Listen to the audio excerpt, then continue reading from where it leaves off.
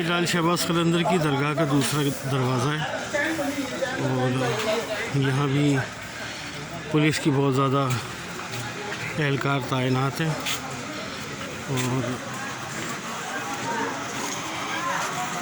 हम आपको वो दरवाज़ा करीब से दिखाते हैं।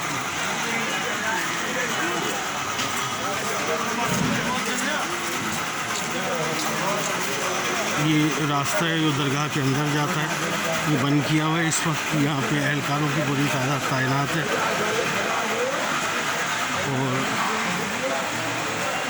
ये वो गेट है, इसको फ़कीरों वाला दरवाज़ा कहते हैं। यहाँ अब्बास अलैहिस्सलाम का अलम है और जिसको कदीमी अलम यहाँ कहा जाता है। अब लोग सिर्फ बाहर से ज़ियारत करके वापस जा रहे हैं।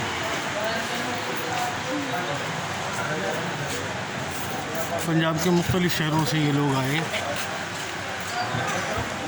सिंध के लोगों की बहुत बड़ी तादाद है जो यहाँ मौजूद है और